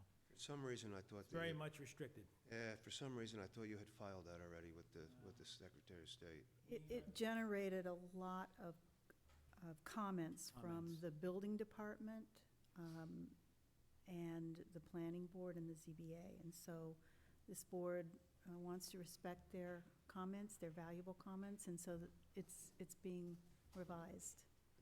I appreciate it. Next up, Airplane Park. I applaud what the young ladies want to do back there. I would think instead of blacktop paths, maybe get paving stones and do it in paving stones. There's a big manufacturer right up in Chester. Maybe we can go talk to them, see if we can get the paving stones. It'll look a little bit more dressier than blacktop. My question with the Airplane Park is the safe capacity for the amount of people that can be in that park at one given time. During Passover, there's an awful lot of people in there. Children, adults. I don't know how you would do that, but I think that's something that needs to be addressed. Although there is a sign there that says village residents only, if you look at the lease agreement that we have with the U.S. Air Force with that jet that's up there, that park's got to be left open to the public. Other people think otherwise, but as long as that jet is in there, we have to leave that park open to the public. But there's times where there's just way too many people in there for the amount of functions that are there for them to utilize. And I don't know how you go about doing it, being fair, but I think it's something that it needs to be looked at. Maybe what you have to do, there is a lot of real estate in the back end of that. Maybe you have to increase the amount of equipment that's out there, more benches, make it more, maybe, I don't know. I don't know if any of you saw the amount of, there was a lot of people in there during Passover. It was really, really crowded. Last thing I got, last year I had brought up about the July 4th celebration, which is on July the 3rd. And my total disappointment with all those food trucks that were there and generators running, and you couldn't hear the DJ, you couldn't hear anybody. And yet, you know, the nonprofits here in town that made that, that street festival part of it, everybody looked forward to going to that. You know, the Presbyterian Church had their thing, the Methodist Church had theirs, the fire company sold the hot dogs. There was a lot of stuff going on with all the locals, the Boy Scouts, and that all seemed to disappear. And here we are, I guess a month from yesterday, of having fireworks. Now, I know our fire company's got our monthly meeting tomorrow night. Bring it up. Well, what am I gonna bring up? They'd be welcome to come in. That's the reason we had to go out and get food trucks, John, is because we had, nobody applied and nobody came in last year. Nobody, because, well, I'm not gonna get into the. And it's not just the fire company, Yeah. it's a lot of them. We The county were- restrictions as far as food. We were basically told the food trucks are coming, and that was it. So that's why we didn't do the hot dogs last year.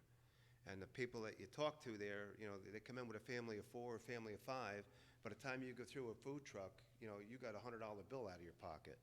Where with the locals, your local nonprofits, you know, you got all the hot dogs and this and that, sodas and waters, and it was a reasonable price. And the fire company made a little bit of money, or the Methodist Church or the Presbyterian Church. But I was disappointed last year, and I certainly hope we don't go back to that again, because I don't want to come down here with my grandkids and hear a generator screaming all night long. And that's what we heard last year. I know the fire company was upset. I know I believe you talked to the president at the time. They were upset. So whether it was no communication, lack of communication, I don't know. But alls I know is we went up there to stand by for the fireworks, and that was it. District or a company tomorrow night? No, it's our fire company meeting, Yep. What time? 8 o'clock. Will you be there for 8 o'clock then? Mhm. We'll be there. Down, I'll get a hold of Matt Imperio, he's our Sure. president now, and I'll let him know. Okay. You know, come down and throw your pitch, because, Yeah. you know, we've agreed to do the, after the last concert series, we've agreed to come up and do the cooking for that, the fire company. And So- Carrie, what did you say, it was the food restrictions? The county. The county now restricts, they have. Yeah, they have- we get all our help, we deal with the health department. You know, they're a pain in the neck, we deal Yeah, with them. I know, the Methodist Church, it took them 3 days to get through, and they were selling popcorn and, I mean, it was basics, it wasn't even hot dogs. So I know we had vendors get tossed by the county because they didn't have potable water, they didn't have, you know, whatever was Well, required. Again, I think if all of the organizations, especially the nonprofits, we've all worked together for years, if somebody doesn't have something, because sometimes the inspector will show up there the day of. You know, everybody's got bleach, everybody's got water, you just, whatever we gotta do to get it around to make things work, that's what we wanna do, but, we gotta go back to a community, street festival. I think we'd love to see that. I think we would love to see that. I'm not talking for anybody else here. But, you know, you've got 2 sides of it. You have a generation that does want food trucks, they want something different, which is why we tried to put them over on the airplane park side mostly. And then you have the center, which we'd love to keep for nonprofits if we have enough people participating. That's why I just tried to encourage the girls to set something up, because that is something that we want to see. We want they don't have many opportunities to fundraise in the village. And when you have that large of an audience. You got a captive audience. Exactly, Yeah. exactly. And our businesses as well. You know, not just, we The pizza, the encourage- Chinese, they all do well that night. I mean, the Chinese takeout, the pizza shops, they all do well. But again, I'm not, John, anything we can do I'm to for the help local, get everybody here, I'm for the we'll do. locals here. I'm not for these outside vendors that come in these food trucks and then they take their cash box and drive out of town and leave us with nothing. I'd rather give it to the people here in the village. And I think we agree with you. I think the biggest challenge, and as you said, I spoke to John Schubert last year. Yeah. And we're in for anything. I mean, if somebody came to our door or asked me to meet with them and said, hey, listen, we'd like to do this, come on. We just didn't have that. I think the only one we had was Methodist Church. I just, let's just go back to the old hometown, just, Even wasn't the fire company the ones that decided to do glow sticks because the food was an issue? That's what I I think remember. all we did was the glow sticks That last was it, year. We that was sent our it. younger I'll tell you, guys out. And I hot thought he dogs was will doing it. sell and ices. You can, That's what I'm gonna ask the girls to do. okay, girls. We are soundly The behind tubs you. of ices. We are. Well, like I say. And I will be there you tomorrow know, night. Anything and everything I'm saying here tonight, please, it's nothing more than constructive No, criticism. no, and we Trying don't take it any to, other way. That's why I say, we'll be there tomorrow night. I just and wish this we'll was, make I wish whatever- this was the Monroe from 45 years ago, but it's not. Unfortunately, it's not, John. And like I said, I had plenty of people, different generation, that said, hey, Hey, the where's- food trucks are really cool. Where are they gonna be? But you're saying the generators. We'd love to keep that strip, I think, as just our community, our nonprofits. But we didn't have applications last year. We had very few. Put it out. I don't know, somehow, like I say, Didn't get out? we didn't get it in Firehouse. We did not get it, and we did hot dogs down there for years. Right. Last year was the first year we haven't done that in probably 20, 25 years. And I know the guys are disappointed about it, but, Yeah. I'm sure, like you said, families are coming down and Right. they can't spend, I can't. $40 on hot dogs, Nope. which is gonna cost And them. if I'm gonna spend $40 on hot dogs, I'd much rather spend the $40 on, as a donation to the fire department. Right. we had our mega reunion for Monroe Woodbury the other day. I went to that and they had food trucks up there. I got a sandwich that was $12. Come on, you liked it, though, Right. John. No. No, I didn't. It really was, I think it was sitting underneath the heat lamp too long. But it was Right. $12. It was just, it didn't Right, really, you wanna do like so. $20 tops. And the the only family. thing I got is Dory on that Yes. application for the Mhm. flow parade. I haven't heard anything yet. We talked about putting some legal garble in there. Yes, so we'll attach the hold harmless agreement to the application. And you answered the questions that I had. All right, good. so- We need to get that. Yep. We need to get that moving here. It's getting kind of late. Yeah, so we can get that application out and we can get it up onto the website. Okay, all right, very good. Okay. Sorry for taking up so much time. Hey, John. Thank you, John. Thank you, Mr. Carl. Mr. Zuckerman, please come on up.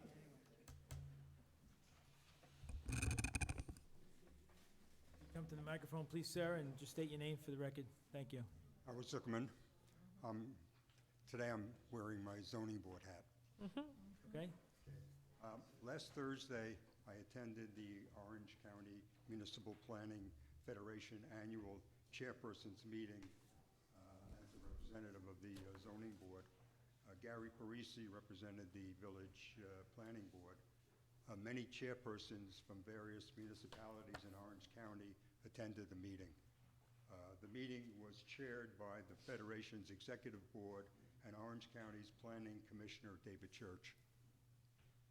Debbie Prue was invited by members of the Federation's Executive Board to appear to participate in the Going Green segment of the meeting.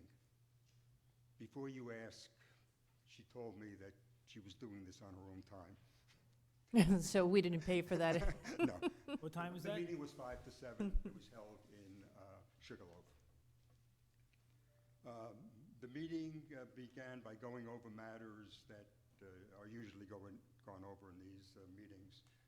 Discussions about solar farms and how they're taking up all of the dirt farm areas. Oversized warehouses in Montgomery and violations at Legoland. But then they got to the fact that they were going to start, they realized there's a big deficit as far as the training of new members of zoning boards and planning boards. So they're going to add a course, hopefully next year, where they will be teaching starting members, because everybody there mentioned that there was tremendous turnovers in their boards. This will be a course that will be given where they'll actually take a zoning board matter and take it from beginning to end, and a planning board matter and take it from beginning to end, but also add the fact as to the proper decorum and behavior at these meetings. Some complaints were made by some board members, not us, that some of their newer members were not acting in a proper fashion at some of their meetings. Debbie was asked by the Federation Board to discuss the Village of Monroe's efforts to have its boards, especially the Planning Board and Building Department, go as paperless as possible. The Federation had been told by applicants, contractors, and other boards about the village's ongoing plan to introduce modern technology into the village's various board meetings to drastically cut down on the amount of paper used and wasted. David Church made it a point to state that he was aware and approved of the Village of Monroe's efforts, and that it helped not only the environment, but the cost of doing business for applicants before the village boards. Debbie indicated that in the long run, it also saved the village money. A number of the chairpersons from other jurisdictions stated that they would like to follow the Village of Monroe's example, but they were lacking support from their municipal boards. Debbie stated that both the last administration and the current administration of the Village of Monroe were totally behind and supported the initiative. Another complaint was a lack of technical expertise to set up a system. Debbie stated that the technical expertise could be supplied by either current employees inside their municipalities employ or supplied by outside contractors. In Monroe, once it was set up, the boards were able to manage it themselves. A number of the chairpersons on various boards asked questions, took notes, and asked whether they could borrow Debbie. Although I am a flip phone dinosaur and very minimally aiding the village in this effort, you can see by the fact I'm using paper here. I was very proud of the attention and praise the Village of Monroe was given. Thank you, sir. Thank you, Mr. Zuckerman. So just for the public's knowledge, the village board has taken on the task of making the village paperless. We're working with an archive group that will prepare, after a pretty robust review of all our documents, both historical and current or comprehensive, contemporarily today, to be able to scan them and archive them, put them away in digital files in the cloud or wherever we're going to put them, and retrieved by anybody in any way, depending on level of accessibility for any purpose. So it's pretty cool, because we currently have now probably about 1 million pounds of paper in this building. And it's just a waste of paper, and it's a waste of time, and it just doesn't work. So I'm really proud of this board and the initiatives our clerk is taking on with the group that are going to come in and assess our current conditions. So this falls right into what you just said. Thank you. Anybody else?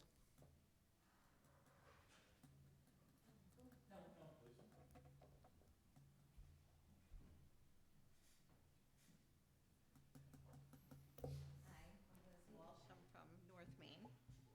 I wanted to talk about this speeding on North Main and the truck traffic. So I wanted to start by saying I actually have a lead foot. When I got to be a teenager and got my license, I would hit Stage Road, and if I wasn't doing 60 by the time I hit the golf course, that would be unusual. And I would say North Main precipitates the same kind of response because it's an open roadway.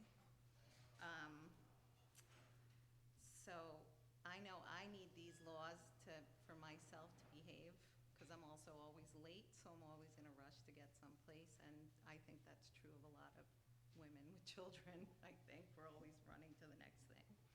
So good laws control people like me and prevent children from being run over, which is what I'm worried about on North Main.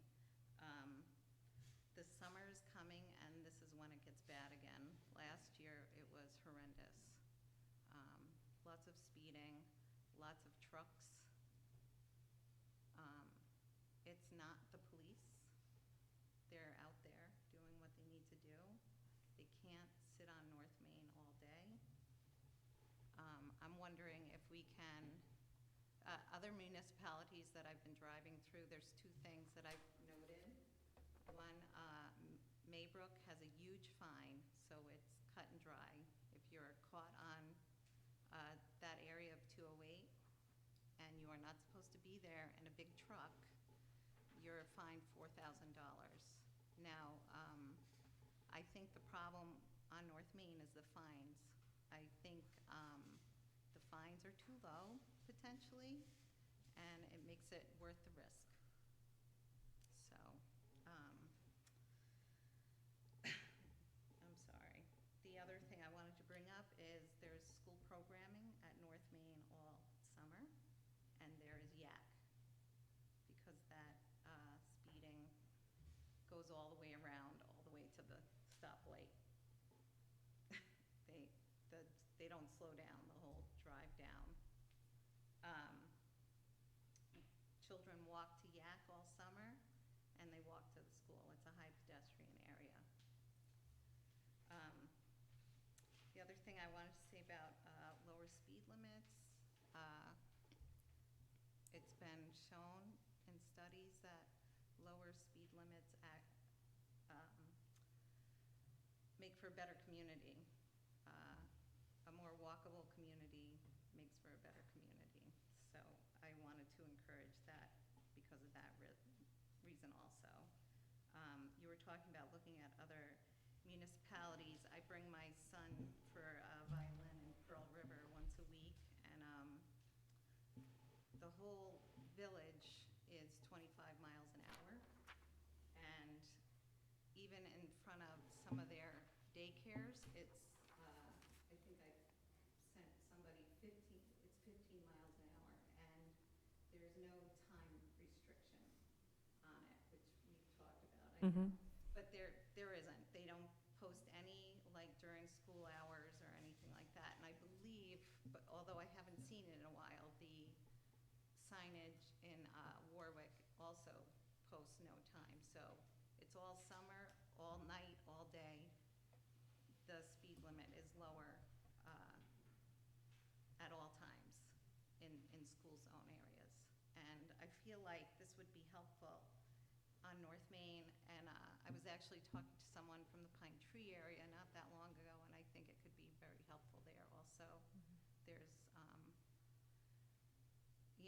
there's a lot of walkers there also, and people really treat that road like a raceway, like I would have. So, yep, that's it. I'd like to see this summer be better than last summer. The truck traffic does impede quality of life. It is definitely a quality of life issue. It's loud and it's smelly. So I've done some research on this. Okay. I have a friend who lives in Pearl River, and this friend is, while he's not in government, he's very involved in what's going on in his community. And I reached out to him to ask him about the speed limits. So he did state that for the most part, any road that is owned, Pearl River is a hamlet, it's not a village. So any road that's owned by Orangetown is 25 miles, but any road that's owned by the county would have the county, they would not be bound to those 25-mile-an-hour speed restrictions. And yes, the school zone speed limits are 15 miles an hour. Right. Now, I took a look at Pearl River's code, I took a look at Warwick's code, and I believe I took a look at the code for another municipality about their school zones, because when I went on the New York State Department of Transportation's website, they did dictate that school zone speed restrictions are only in effect during school hours. So I took a look at their code, and even though the signs on the streets do not state that this speed restriction is in effect, the code does. So what would happen is the speed limit is posted, and it appears as though, and maybe it's just an appearance thing, but the police department would not be able to issue a fine in excess of the 15 miles an hour. So I would argue Mhm. that the appearance of a 15-mile-an-hour Would help with a at lot all of them. times would be very helpful. Yes.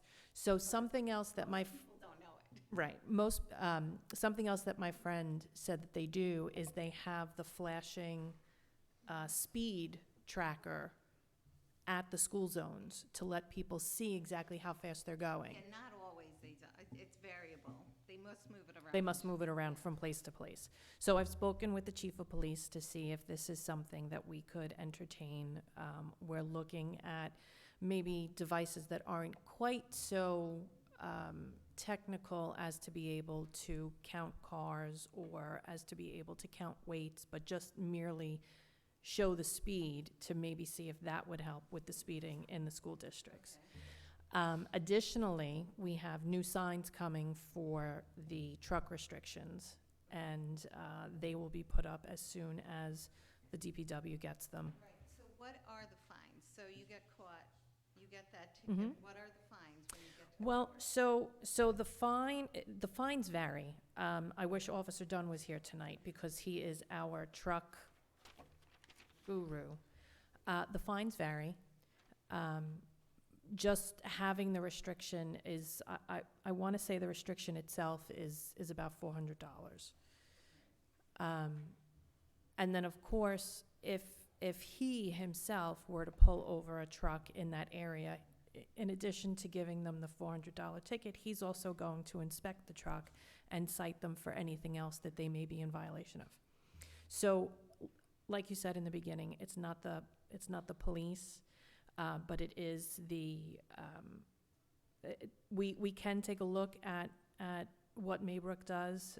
Chief Melchiori and I are going to take a ride out to Maybrook to take a look at what that sign says and what the penalties will be, and then we'll reach out to their justice court to find out, Okay. how this is. I just want to add, Maybrook has a trucking company right down. Right there, yep. So they are able to control it, Mm-hmm, even though they're the trucking company. mm-hmm. right? Not on the state highway, No, state highways are different, yes, so, Those signs are on the state highway, but that's just for all of their right. side streets. Right, so it doesn't eliminate the trucks from driving on 208. There is no truck restriction on 208. Okay, another thing that I thought would help, I worry about often people will cross right in front of the AOH. Mhm. I wonder if a crosswalk there would be helpful. I'm sure it would. And then, also, when you guys were talking about, like, Warwick and Saratoga, looking at Pearl River and their efforts to, Mhm. I feel like, they are much more similar to, They're a better model for us.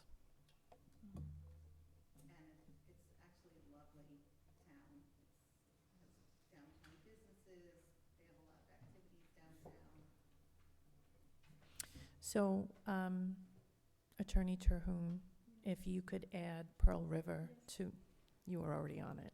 You're so good. Wrote that down.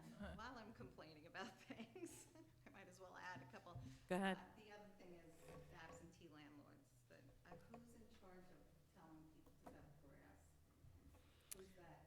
So that would be, we have a code, our village code states that the grass cannot go above 12 inches, and once it does, our code enforcement officer would have to cite them, and they would be given a certain amount of time to bring their property into. Okay.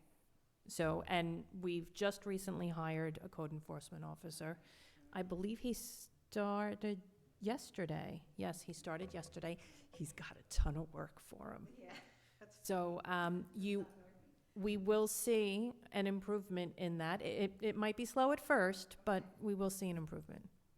One last thing I Mhm. wanted to say, is I'm pretty sure because of neighbors on Franklin that I'm speaking on the trucks and the Mm-hmm, speeding. mm-hmm. I'm speaking on behalf of Franklin Avenue also. Okay.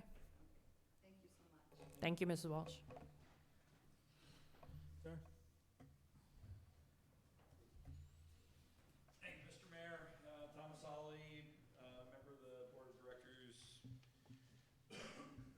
YMCA of Middletown. I'm going to ask the same question that Mr. Carl asked. what's the status of the YMCA issues with you? So, the board, as you're well aware, has been trying to come up with alternate access points. The board, in its current state right now, without any changes by you or with changes that you've prepared for us, have mitigated to our satisfaction the crossing of that trail. But the theme of our work has been to get you an alternative. Okay. John, March 5th. We'll have an answer in 2 weeks, just to answer your question before.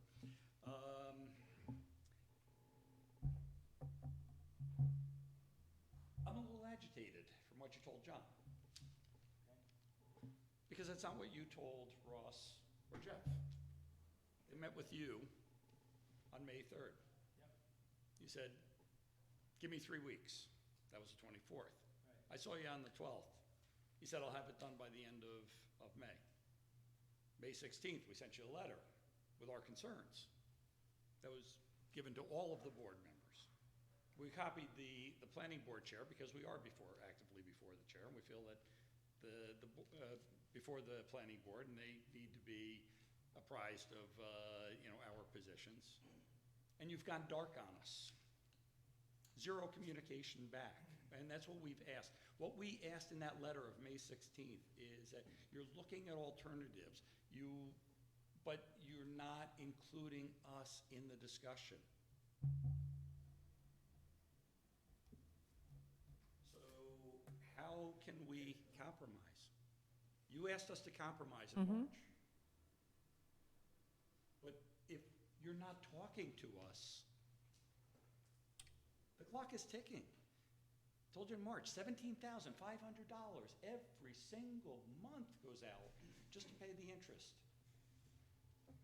And you keep asking for more time. Right. But the deadlines that you set go by. Well, Mr. Ali, I gotta be frank with you. This is not my full-time employment, and neither is it this board's. We told you just about a year ago, pretty close to a year ago, that we were not in favor of your proposed to come across the trail. And we asked you to look at another direction, and you did. Mr. Bodansky got back to me at the beginning of January 2019 and told me he had a problem with it. I said, what's the problem? He said they want to offer us a license agreement. I didn't really know what that meant, so we made a meeting. Yourself, Mr. Preston, Mr. Bodansky, Supervisor Cardone, and myself. And as a result of that meeting, we learned that the license agreement that they were offering was not acceptable to you, and that you wanted us to be put you on the agenda for the 15th. I don't think we've not done what we could in the time we've been given to do it. John had asked, where is this all at? He thinks there should be a second, possibly a third.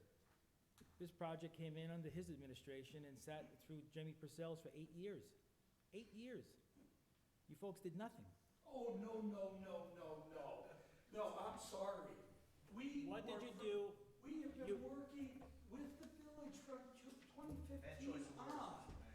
Mr. Mayor, you cannot sit there and say we did nothing Okay. for 8 years. All right, let me retract. Let me go back. Let me retract.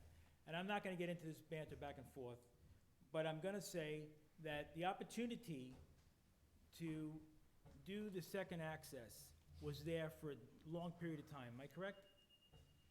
I mean, the state DOT just gave you a letter on September 12th, 2018, affecting their allowance to, I think, allow you to come onto that intersection onto 17M. Am I correct? You are correct on the September 12th. 12, 2018 part of that statement. Okay. I don't agree with the other part. All right, I'll retract that. Public, I'm retracting that. I'll take that back. Mea culpa, mea culpa. My frustration, though, is that we've been doing everything we can to mitigate the concerns that we have, okay? And you folks entered into that property, did what you had to do on that property, accessed that property, and all I hear about now is that it's a problem, that access. I didn't put myself out there, you folks did, or whoever was in charge of that responsibility did so. I didn't do it, this board didn't do it, you folks did it. And now we're being charged with the responsibility of trying to afford you that passage across the trail that we have concerns about. You're missing, what I'm asking you, Mr. Mayor, is why aren't you speaking to us about these other alternatives that you're trying to develop? Because we said that we may be able to support you with that. Right. But we need communications, and we have gotten zero back from you. Okay, so let's talk about that. So, and I'm not gonna get into semantics here, but let's go at this. If we're gonna go at it, let's do it. So May 3rd, I met with Ross alone, him and I. And, Jeff Pfeiffer, yes, excuse me, we met the week before that, 2 weeks before that. And I asked for several weeks. At your planning board meeting, you were adamant that I wasn't following through, correct? No, I didn't say You did, that. I said- yeah, and then you corrected yourself in a follow-up. I thought it was 2 weeks, and then I sent you an email the next day. Right, saying- my point is this, my point is this, is that if I say something, take it to the bank and cash it. These two gentlemen knew what I said, and you qualified it the next day. You didn't believe me, you went to them the next day, and then you apologized to me afterwards. Okay. We are doing everything we can to help the Y, okay? We were under the guise for the longest time that second egress and ingress was a requirement, forever. Now, I just recently found out, in fact, that it's not a requirement, and never was. It was a suggestion. Is that correct? No. Okay, what is correct then? The planning board told us at one of the meetings, and I'll go back and find it for you, because you know that I'll find Sure. the date of the meeting, to not come back to the board until we had secured a second access. That was our instruction. And when was that? It was not a suggestion. And when was that? I'm going to say it was first in, I believe, about 2014, and then again in 2017. So for the first time, they mentioned to you, because the expansion was mentioned, I think, during your initial application to occupy that building, yes? Yes. Okay. So that would be what year? The initial application, I believe, was made in 2009 with an approval late 2010, and built out in 2011. You took occupancy February 4th, 2011. Okay, so then you go back to the planning board in 2014, you're telling me? That's Okay. the date, yes. And it was at that time that they told you, and I guess in a formal letter or in part of their workshop, or During the course of the meeting. that your application would not be entertained until such time as you procured. In 2017, we were told, come back with the second access. In 2017. I believe it was. And what was done in 2014? What was said? I wasn't at the meeting, so I can't say firsthand. But in 2017, you were told they would not entertain your expansion without a second egress. Because I believe that's what was said back in 2010. Jeff, if you, that's roughly the timeframe. Right, so in 2000, Two phases. In order to finish phase two, it would be a second phase. so that was as far back then, Jeff, as 2010. When we got the approval on phase one, there was instruction that before they would entertain phase two, we would need a second access. I'm trying to remember the exact dates, but I believe from 2014, when things were going back and forth between the town using the O and R property initially, and then doing a much grander plan over there, that did not involve the library and town hall, but using it for recreational purposes. I believe that there was some discussion with the board at that point. Around 2017, we came back when we were finally developing, once we knew that we had the membership growth and we knew what the membership was looking for in expansion. We went to the board and were told at that time that we needed the second access. 2015, we started working with the village and